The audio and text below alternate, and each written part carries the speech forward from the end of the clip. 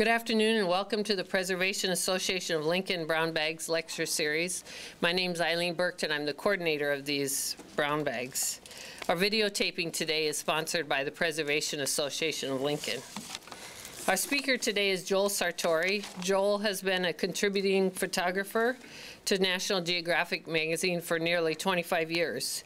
He has also written several books, including Rare, Portraits of America's Endangered Species, Photographing Your Family, and Nebraska Under the Big Red Sky. His most recent book is Let's Be Reasonable, a collection of essays from the CBS Sunday Morning Show.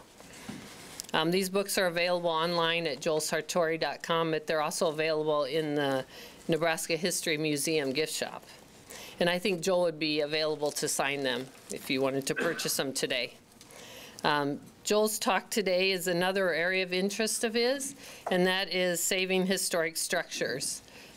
He's also going to have his son Cole talk. Cole Sartore is also going to speak today too. So their talk today is titled Small But Mighty, the Lewis-Syford House Rises Again. Please join me in welcoming Joel Sartore. Thank you. Nice to be here. Before we start, we want to have the official bell. This is the doorbell off the house.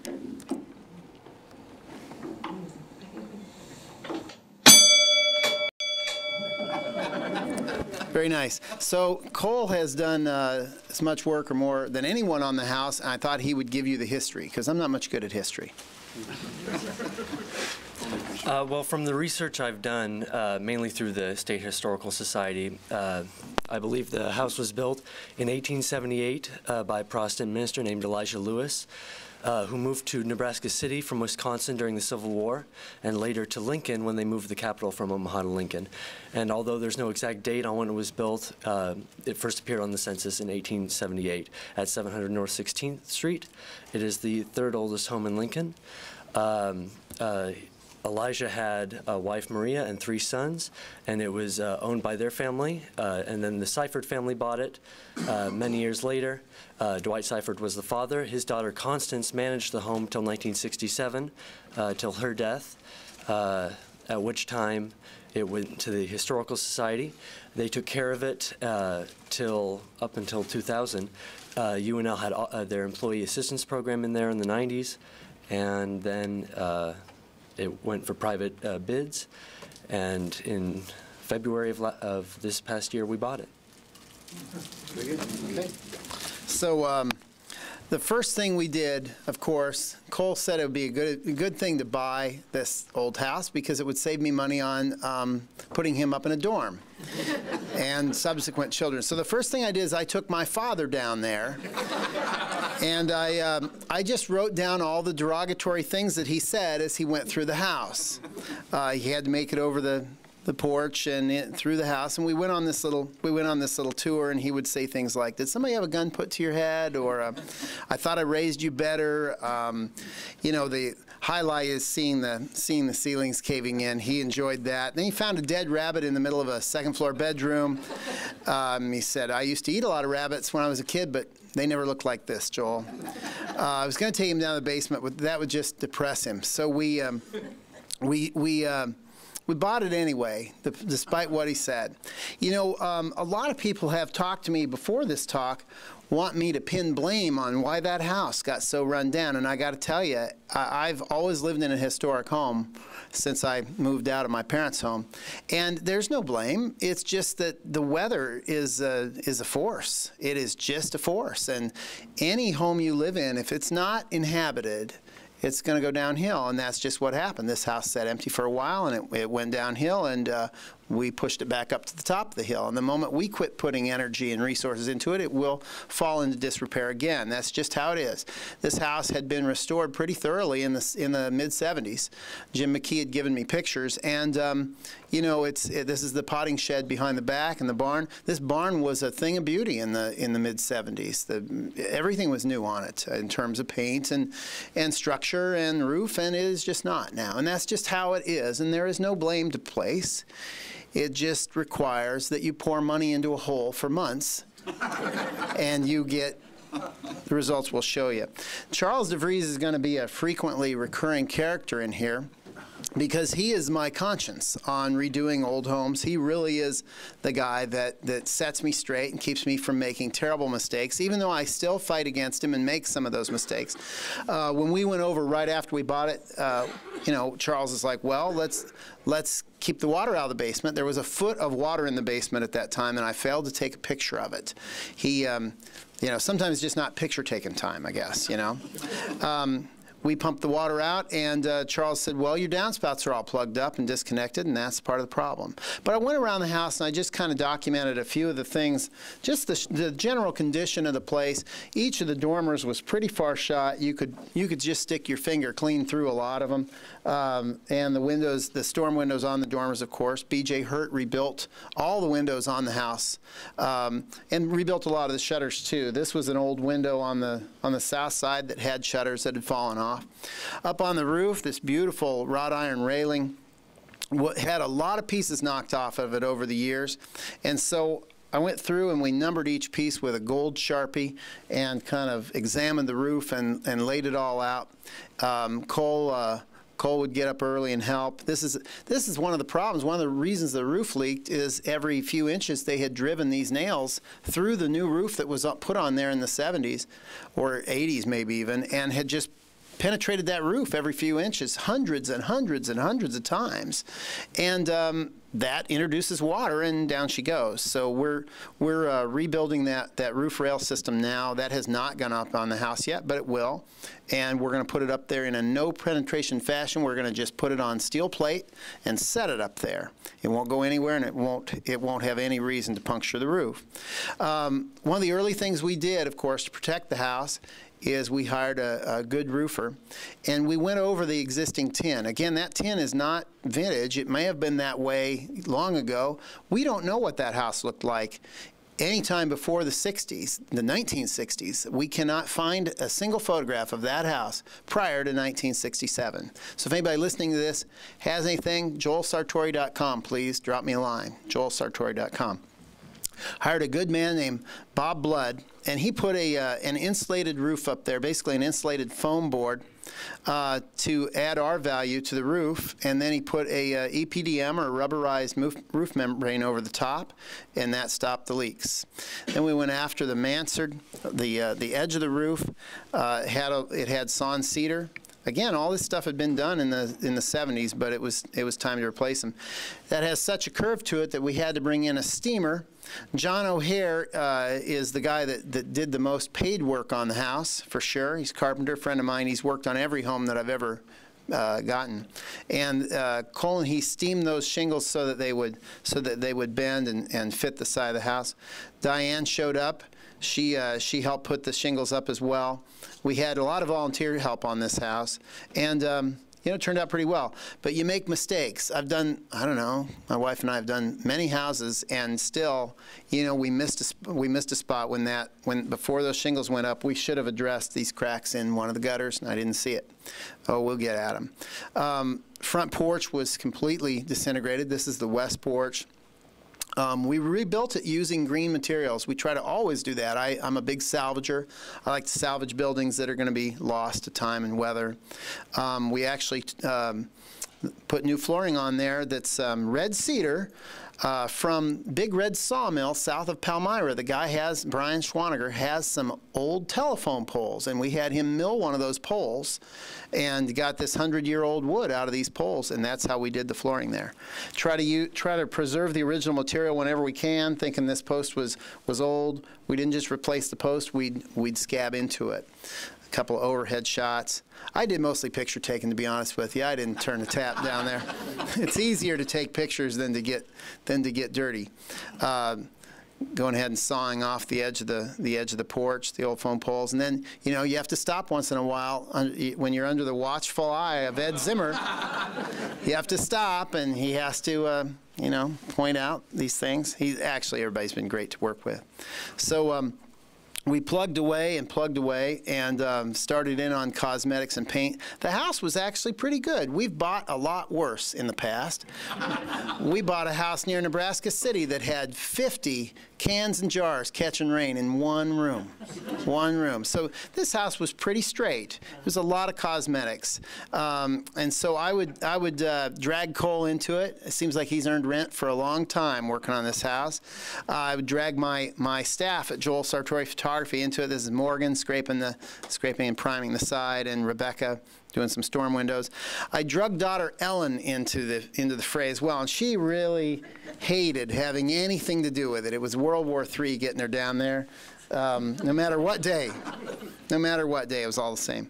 So this is just, the house looks worse right before it's done, but that's just pretty much almost done on the outside. We took the old K gutter off the house. By old, I mean, 70s, 80s, and we put in half-round gutters, which we think are correct. One place in Omaha still sells them in terms of the lengths we want. I got to go in and insulate the house one day. That was a lot of fun. I was so tired when I got done. I don't know, I'd taken my shoes off. I put the, I don't even know what happened here. I just know that after a while, the house really grates on you. So let's move inside here and talk about the inside of the house. Of course, Charles was the first one in there to inspect, and inspect he did. And he, through rooting around and looking at the foundation in the basement primarily, he determined that house was probably half of what it is today. It was probably just the north half, just that. And it was probably doubled in size later. It might have even been a single-story, two-room house when they started. It's been added on to a number of times.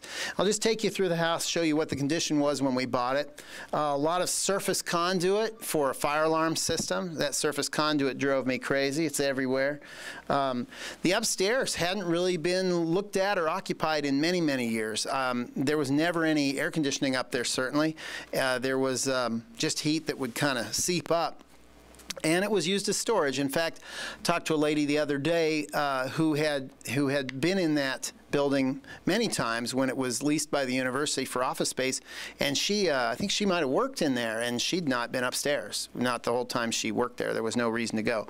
But Charles rooted around, and he quickly found a crawl space, which we would use. Thank goodness he found it. It ran the length of the house on the east side upstairs. The house has no attic, but that crawl space enabled us to get in there and slip in wiring and plumbing and do the things we needed to do to modernize the house. But it was pretty rough. They had a heating and air conditioner contractor years ago put in big ductwork. Looked like a juicy government contract if you look at how it was done. This is taking up most of a closet, and that's just an air exchange. It's not a supply, which is fascinatingly expensive.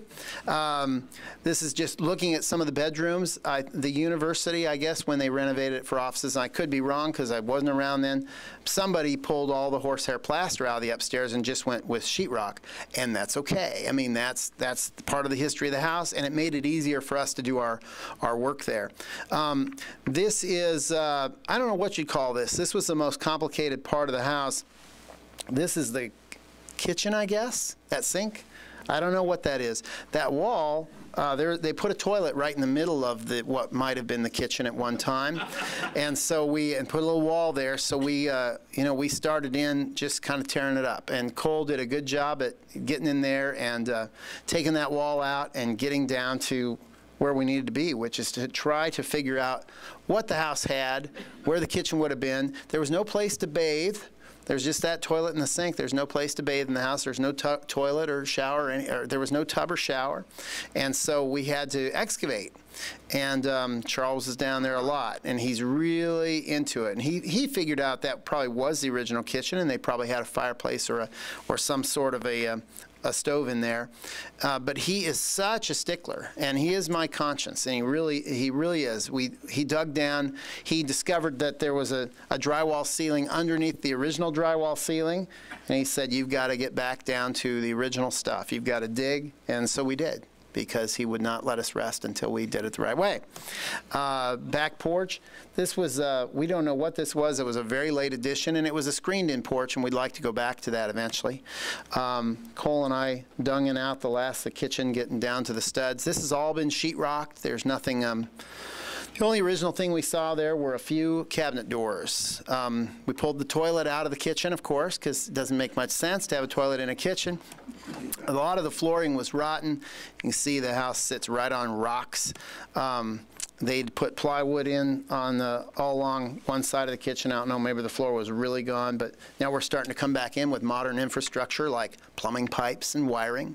Down directly below that, taking us down in the basement, the house has the original cistern down there, no water in it.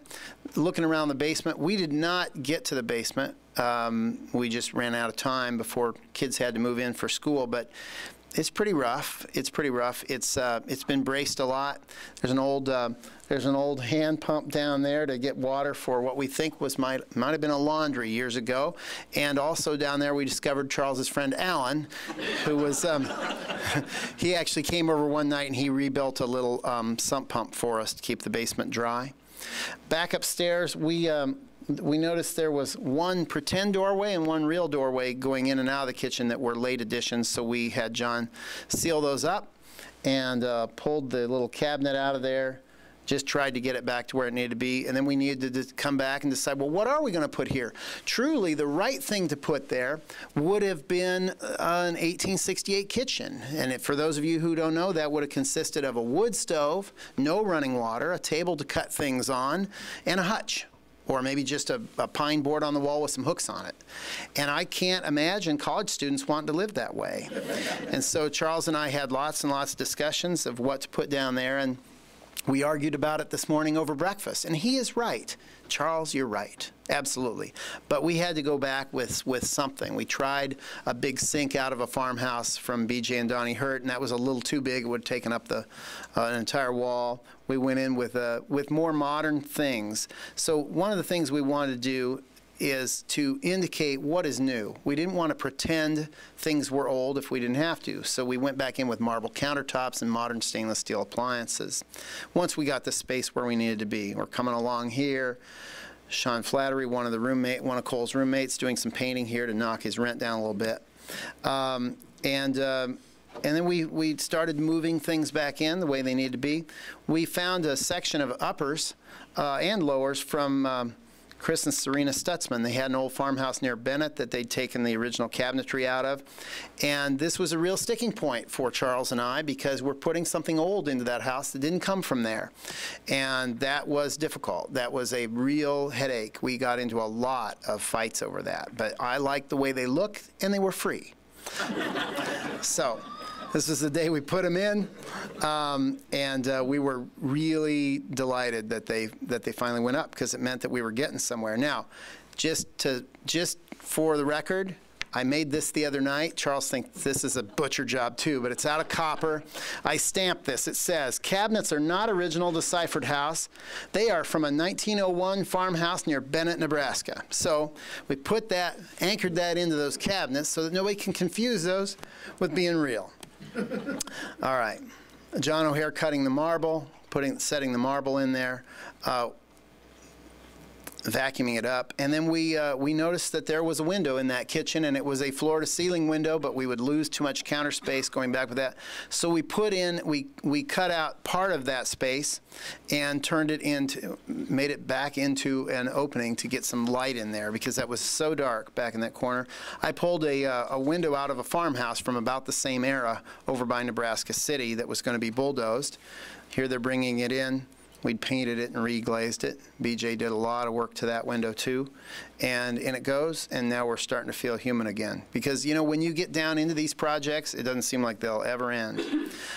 We hired Dave Tinius and company to do the plumbing. And here he is starting. We needed 2 bathrooms in that house, I felt. We needed a bathroom upstairs and one downstairs. You know, and a lot of people that are purists, they would want the house to remain exactly as it was. Well, it had been butchered a lot over the years, and my feeling is that if you do things with respect, the building will live on, because clearly it hadn't been working for that building the way it was going. And this house has to be made vital, and it has to be made interesting, and it has to be made contemporary slightly in how it operates. It has to be heated and cooled. It has to have running water. It has to have power upstairs where it didn't. And we tried to do that as respectfully as we could. The house had oversized heating and air conditioning units, and so we ended up thinking, well, instead of softening and pretending, we used very heavy metal. Charles figured out the best place to run, and we ran 2 ducts up from the basement up to 2nd floor. So now the house is cooled without tearing the house up too much. I don't know whether we'll hide that giant ductwork or not. We may just leave it there. We used extra heavy metal through Capital Heating and Air. They did a nice job there. We hired Tom Stentz to do the electrical with Mohawk Bruce, his assistant there. Will you spank my monkey? He's been very bad, says the T-shirt. I don't know what that means. You know, we tried to use every original fixture we had. There were boxes and boxes of things. We don't know where those parts and pieces came from. We have to assume that some of them were original. Cole eventually got around to getting the dead rabbit out of a bedroom, and we started working on the upstairs, what we made into an upstairs bathroom. It was just a storage room. And we found this. The modern wiring with the Romex completely chewed off, just strands of copper. And we dug down, and Charles discovered it was mummified squirrels in the walls, which is quite fun. Anyway, we got up there, and there's a lot of thinking before we do anything to this house. We think for a long time. Charles makes sure of that, you know. And David Tinius is really a good plumber, and he's thoughtful as well, and he respects old buildings. So we went through and we took up a little piece of flooring, trying to determine, well, where could a toilet and a sink and a shower go in this space. What made it a lot easier is we didn't have lath and plaster to worry about. So Charles would sit often and think. He thought a lot. He thought a lot. And while the floors are open, we go ahead and we have our electricians come in there. The only problem with having an open floor is once in a while you will have somebody forget about that, and they will step right through, but that's okay. Cole's handy with plaster washers, and he is able to affix the original plaster downstairs and go back in and patch that. But this little storage room, again, by the time you're done venting and running everything you need to run, it's pretty torn up. But it was not the original plaster. It was modern drywall, so we felt, okay, this house needs to be made livable. It needs to generate income in terms of rents, or it will not survive. It has to be a functional building, or it will not make it. Put a little shower in there, and off we go. Pretty good. Once the walls are painted, we get David Tinius back in there to set a lot of original, not original, but old plumbing fixtures from Night Plumbing's closing auction. We used a lot of those. And then paint comes last, obviously. Cole did a lot of painting, as did my assistant, Rebecca. She was down there quite a bit. John O'Hare would come in then, and in a couple of rooms that were so splinter-filled we didn't know how to handle them, we did sand the floors. I know that's an abomination as well, but we did sand them because I just didn't want kids getting big shards of wood stuck in their feet.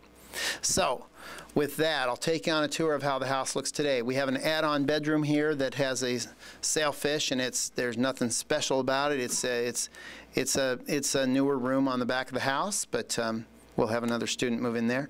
The front entryway as it is today, and with the door shut, turning around, walking into the house. This is the hallway when we bought the place in February or March, and today. And then turning back around, this is the fun part, you know, this is the fun part, and then turning back around, looking back down the stairs, okay? So here we have the main formal living room. You can see the water's come in through a second floor room long enough to start blowing the ceiling out. And today, you got to have a moose head if you're a guy in college, I think. Looking the other direction on that room, and today. This is in the new dining room, and today. And another direction, looking back the other direction in that new dining room. The front parlor, as purchased, a lot of water damage. Today it is a little bit of a pinball recreation area, I guess. Cole has 5 pinball machines down there, and they all work. This is the original dining room. We're pretty sure about that because there were pass-through drawers in those old green cabinets inside. Pass-through drawers into this little space, figuring it was originally a two, at least the footprint was probably 2 rooms running east to west. That was probably the original dining room. We have not put wallpaper up yet. I didn't want to paint this. This is original plaster. It's never been painted, and I didn't want to paint it, so our wallpaper is on order, and I'm sorry we didn't get it done in time for the show today. This is looking the other direction. An extra room, a new room on first floor, not one of the original rooms. We turned that into a first floor bathroom. So that's the day we bought it, and today went back down to the flooring, got the carpet out of there, and looking the other direction, this is today as well. Cole got a series of, this is a stereo system designed to look like a pipe organ that he got out of the church next door. So, okay. The kitchen really was the most challenging. This is looking into what was the kitchen. The door on the left, that was the wall they put up so that you could go to the bathroom in privacy in the middle of the kitchen. And so this is when we first bought it, halfway through, and today. So it's functional, and the kids like it, and that's good because they'll stay there and pay rent. This is looking the other direction. That's when we bought it. Those are the original kitchen cabinets. Halfway through, rebuilding the floor, and today, all painted and nice. Upstairs, the hallway when we bought it, and today, the floors, you know, we sanded those floors because they were really ripped up, but we did not sand the heck out of them. And so they don't look as good as if we'd really taken a lot of material off. We basically just took it so that we got the splinters out of it and then sealed them up. So they're not shiny and new, but it's not a shiny and new floor, and that's okay, and it will darken over time. This is the second floor bathroom when we got it, and today. And what's nice about this is looking the other direction, Cole put in addition to old traditional lighting, Cole put a strip light in there that changes colors if you want. It glows, different colors while you shower. Okay, this is Cole's roommate Carl's room when we bought it, and now. Cole's bedroom, and today. And Sean's room, that was the worst with the water really coming in there. Then the original formal, the big living room was right underneath there where you saw the ceiling coming in. And today. So Sean's very happy. Looking around the outside of the house as well. Should walk around the outside of the house a little bit. That's just yesterday. The new snow. Everything rebuilt. This is looking at it from the south, and you can see that room. That's the sailfish room on the back. You can see that's been added on, and then there's another porch added on. So it's been added on considerably over the years. That's the most recent addition on the back of the house. And we know from looking at paint lines and shadows in that room that that was a screened-in porch, and we'd like to go back to that someday, and it will allow light to come back into the kitchen. The potting shed in the barn. That barn slipped off the foundation. We're going to need to address that. The roof has a lot of holes in it. This is looking at the house from the north. That's the main entrance for most people coming in. And this, to me, is one of the most interesting things about the place. This house was built, you know, in 1868 or so, or 78, and that was before gas lights, certainly before electricity, running water. People rode their horses around, and so the original hitching post, this cast iron hitching post, stands on the street in front of the house, and no sorority boy has ever been able to rip that sword out of the stone. And I'm glad about that. Glad about that. And so that was the house at sunrise this morning. Cole's got it all dressed up. So that is pretty much it, believe it or not. That's our tale of woe. But I tell you, it's very, very satisfying. But it brings me back to this one central point that I wanted to make, and that is that, you know, when we do old homes, I just toured the Kennard house and the Ferguson house over the weekend. On Sunday they had open houses, and they're lovely and beautiful. When you better find a use for these places that generates income, or you will lose them. Upstairs in the Kennard house, there was a photographer, thankfully, that got up on the dome of or inside the dome of the original state capitol, and he shot a series of panoramic photos. And I asked the gentleman, the tour guide that was up there, you know, how many of these buildings remain? He says, just the house you're standing in. That's it. Everything else has been lost to time because they couldn't bring it up to modern standards or because it couldn't figure out a way to get at its highest, best use. Well, we have very few homes this old in Lincoln, and they have stood the test of time, and I hope they continue to do so. We really value that. We love everything about these old homes, everything from the workmanship to the style to the fact that they're unique. And I just hope that we can keep going. We're going to redo the basement eventually, I hope. Try to add more people in there, thoughtful, careful people that won't demolish the place as renters, and try to add more value, because Kathy and I, we're just passing through. We're just passing through. Truly, if that house doesn't have revenue-generating potential in a serious way, it will be lost. It will become a parking lot, just like all these other places Jim McKee talks about. So even though it has a protective easement on it, it could be lost easily. And that's one thing I failed to mention. The house the city holds an easement on this house, and it's very restrictive. You're allowed to restore it, but you can't really alter it any, and in terms of how it appears from the street. Now, we did add those 2 restrooms in there, but we got permission from the Historic Preservation Commission and went forward, and there we are. So, Cole, if you wouldn't mind coming down here for a little bit, we'd be happy to take questions if anybody's got any questions about this process. Yes, Bob? Explain as best you can what you had to do to restore the dormer in the southeast bedroom, the 2nd floor. Oh, geez. That was rough. You were there and helped with that, didn't you, Cole? Because what you see is a mansard on the front here, on the back side of the house, had actually fallen in toward the center of the house, and the dormer was somewhat askew, as I recall. Yeah, the whole roof was sagged. Yeah, it was sagged in. Yeah. Well, Speak into the microphone. For that, it was the ceiling had already rotted out in that room, so we basically got screw jacks on posts and then put boards on the ceilings to spread the pressure, pushed up, and then put spacers in between the joists. Mm-hmm. And that got it almost. I think it's just about right now with the spacers in.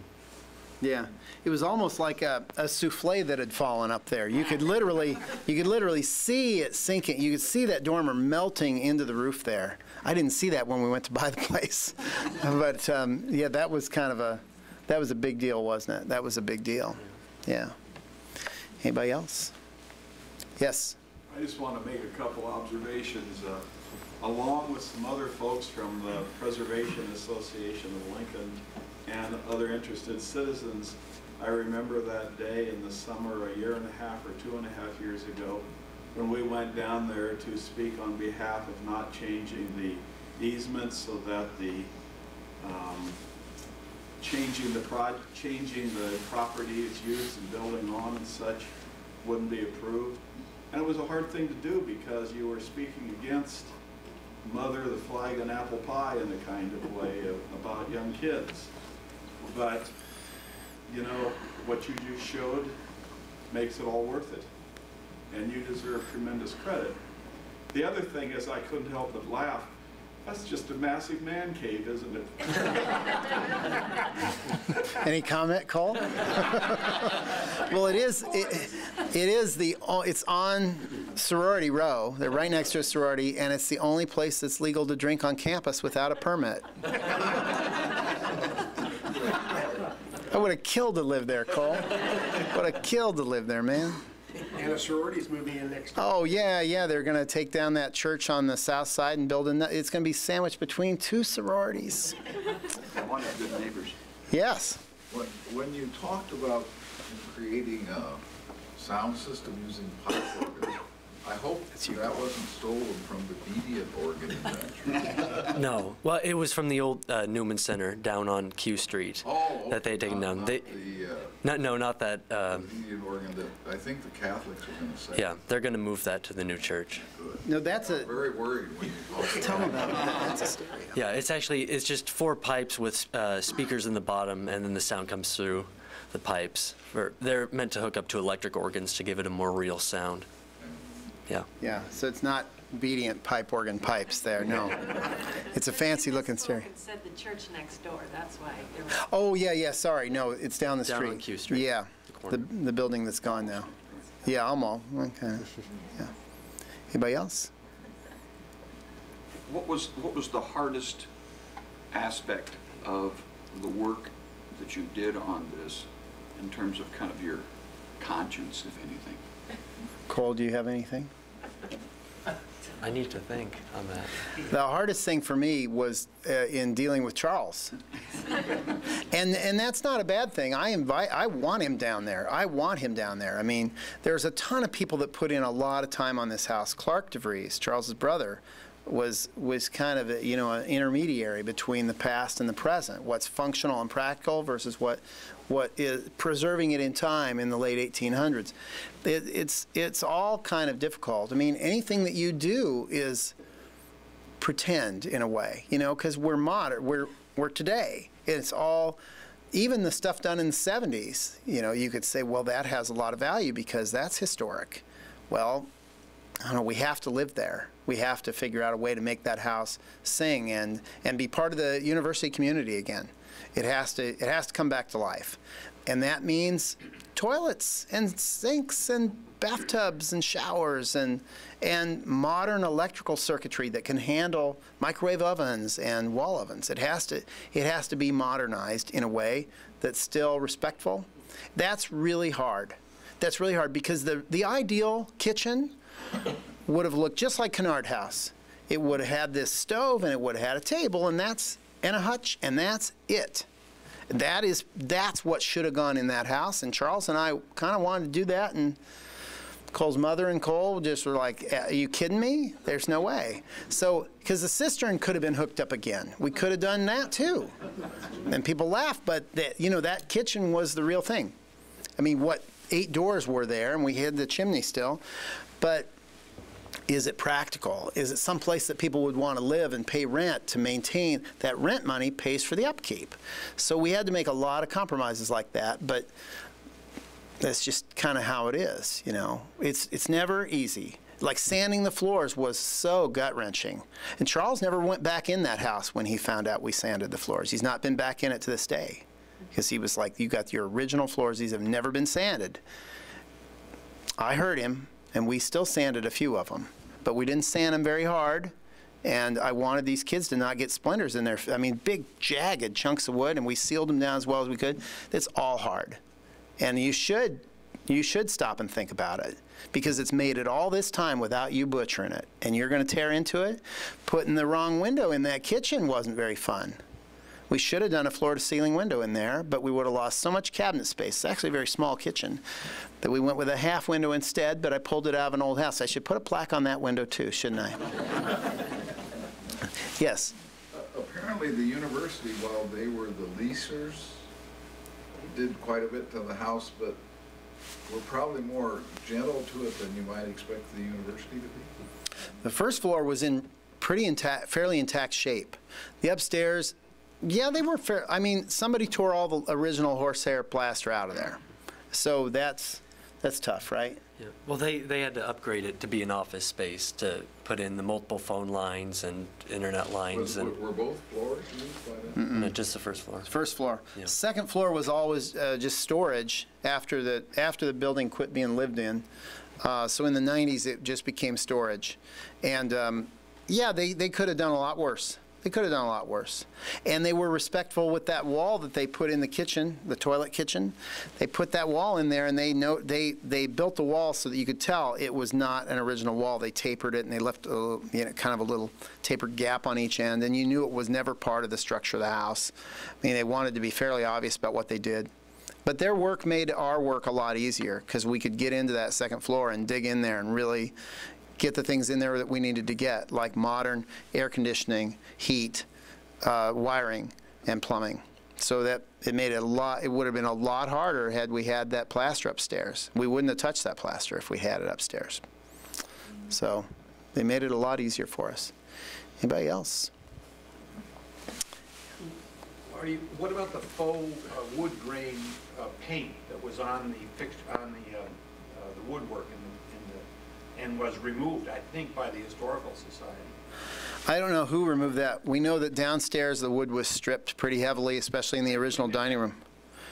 We haven't decided what to do on that. Now, we do have a few boards that have the original faux grain upstairs it's on the outer jambs, right? Yeah, they didn't touch the upstairs. They tore those pieces off to sheetrock, and they insulated the house too, which is nice. They tore those pieces off, and then they put them back up with a staple gun. And so we've left those there. And that's about all we have left of the original grain painting.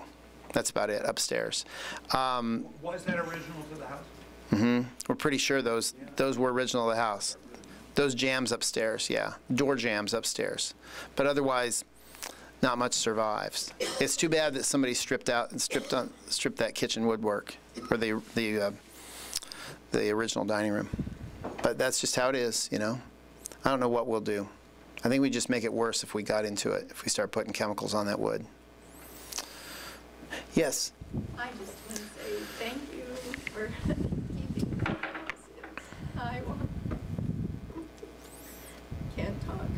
I walk by there probably every day in their mid-50s, and I've always enjoyed seeing it. I never was inside it, but I just thought it was such a charming thing there in the sorority row, and I just am glad it's still there. I really Well, thanks. feel bad about people going in with bulldozers and obliterating them.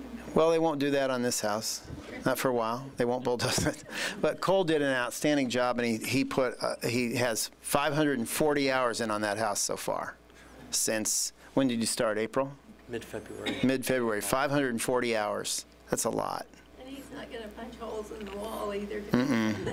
No, and he does all the Christmas lighting and keeps it picked up. I mean, he's just really a good steward of the house. And Jim, weren't you saying that house is the last one that's a historic section of the city? What would that called? The Main Line? Grand Avenue. Grand Avenue. That's the last, and of course this is the very smallest one of the mansions that line that street. Mm-hmm. All gone. Yep. So I'm glad it's still around.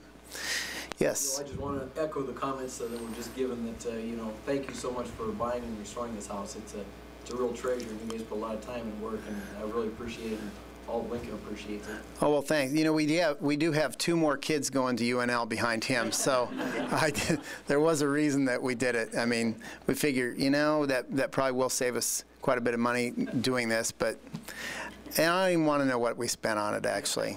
It probably wouldn't pencil out at all. I was going to say, for those here today, it'd be interesting to note that the stage that Lincoln was as a city when this house was built, because this house represents, I believe, the northernmost extent of the streetcar system in the city at the time. Oh, really? So the city went no further than 700, what we know as 700 North 16th today. That was it? Literally kind of the end of the line. Really? There was nothing north, and probably not a great deal further east. It shows how really, really small the city of Lincoln was at the time that house was built. Yeah. 17th Street was the extreme eastern boundary. 17th Street was the extreme eastern boundary of Lincoln at that time. Wow. But it would have been a beautiful vista. It would have been. Would have been. It would have been terrific. If you get a chance to go to the Kennard House and look at that panorama upstairs, it really is quite amazing. Not a tree anywhere, just wide open prairie, just a scattering of cabin-like houses and a few prominent spires for churches, and one building down on the university campus that's prominent that's no longer there. It's something, yeah. Maybe you could tear down that high-rise dormitory to the east. Here. It could happen. Talk to you. We just got the paint on this house. We're tired out. That dorm is going down. Yeah. Well, we'll see the sun for a little bit, won't we? Yep. Anybody else? All right. Yes, ma'am. This is irrelevant, but I'm very curious to know if anybody here knows about the Marquette Apartments that were just south of the Syford house back in the 1950s. Jim, do you remember? No? Okay, it was a lovely apartment house from probably, I would say, maybe the 19-teens. And the university owned it at that time, and they allowed faculty and students to rent apartments there. And we lived there the first 4 or 5 years that we were here.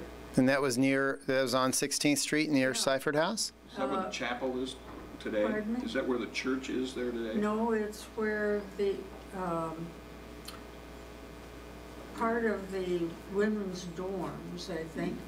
It was right by the Chi Omega house. Oh. And across the street was a popcorn popper stand, which was very popular. But then Marquette had this lovely grand entrance and a double stairway that went up to the 2nd floor. And it was the remnants of a very nice place. Oh, neat, neat. Popcorn popper stand, Cole, I smell a career. Thanks for coming out, you guys. Really appreciate it.